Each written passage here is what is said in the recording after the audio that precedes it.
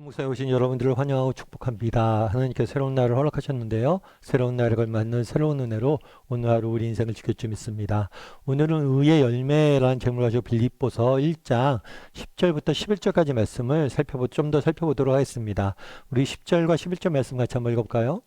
너희로 지극히 선한 것을 분별하며 또 진실하여 허물 없이 그리스도의 날까지 이르고 예수 그리스도로 말미암아 의의 열매가 가득하여 하나님의 영광과 찬송이 되기를 원하노라.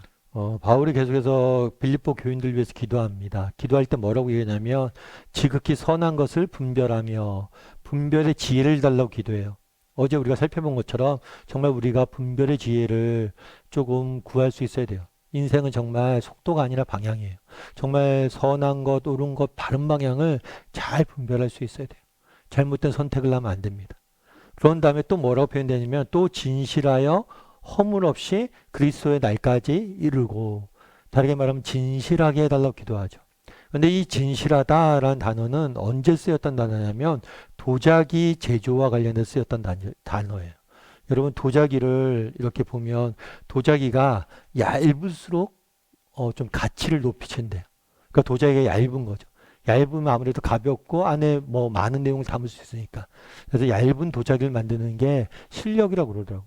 그런데 도자기가 얇으면 어떻게 되겠어요? 쉽게 깨지고 금이 가는 거죠. 도자기를 얇게 만들었다가 이제 가마에 넣어서 굽다 보면 도자기가 깨지는 거예요. 그래서 이 깨지지 않게 얇게 만드는 게 실력인 거죠. 그런데 이 도자기를 굽다 보면 중간에 금이 가는 경우가 있어요. 근데 이 금이 가면 원래는 버려야 돼요.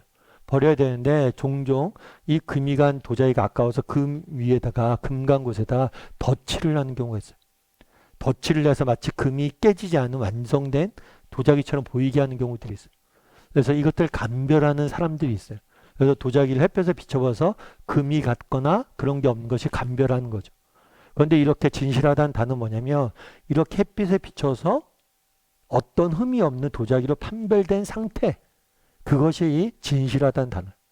다르게 말하면 보이는 것과 내면이 똑같다는 거죠. 이렇게 덧칠하는 건 뭐예요? 보이는 건 깨끗해 보이지만 그 내면이 금가져 있는 거죠. 그런데 그렇지 않다는 거예요. 진실하다는 것은 보이는 것과 내면이 똑같은 거예요. 일관된 거, 일관성. 이것이 바로 이 진실하다는 단어예요.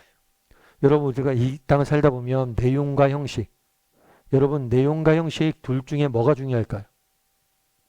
사실 내용과 형식 두 가지 중에서 둘 다 중요합니다. 정말 우리가 때로는 내용이 없지만 형식을 갖춰야 될 경우들이 있어요.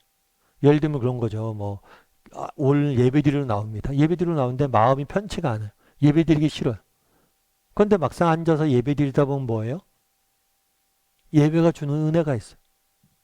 예배 주는 정이 있는 거죠. 그러니까 마음이 없이 예배를 드리기 시작했는데 예배 드리다 보니까 마음이 변화되는 경우들이 있어요. 따라서 우리가 내용이 없더라도 형식을 무시하면 안 돼요.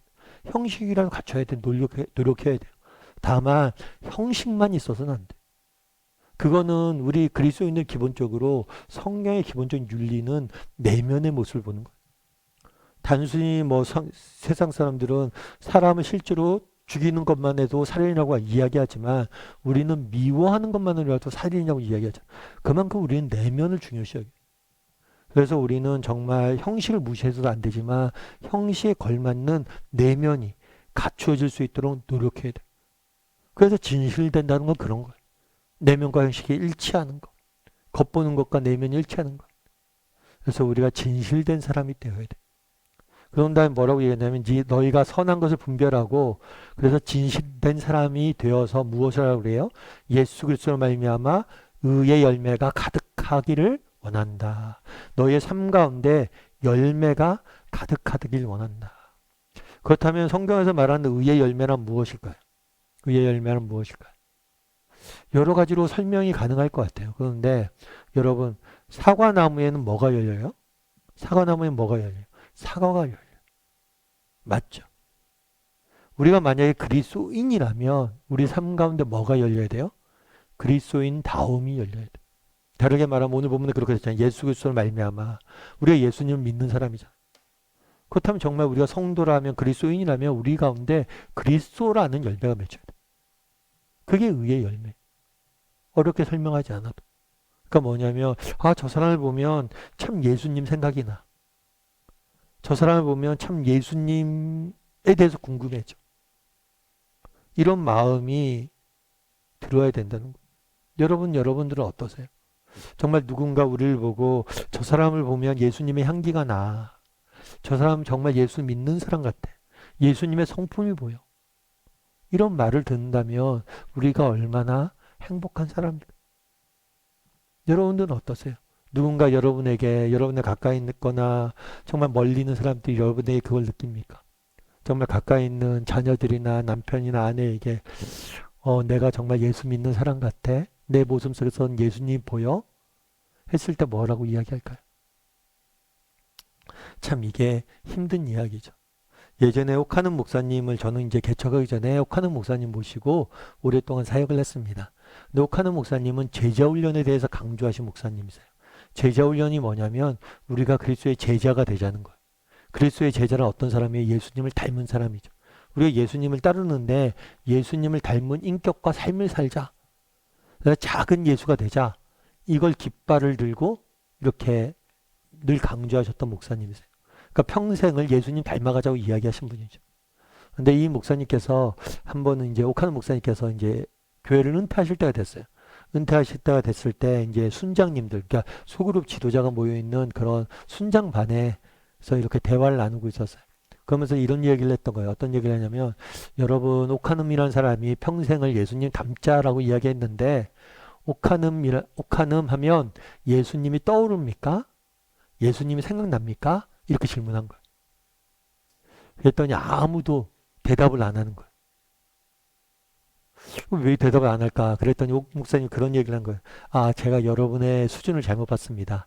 옥하는 하면 예수님을 닮아가려고 노력하는 사람이라는 게 떠오릅니까?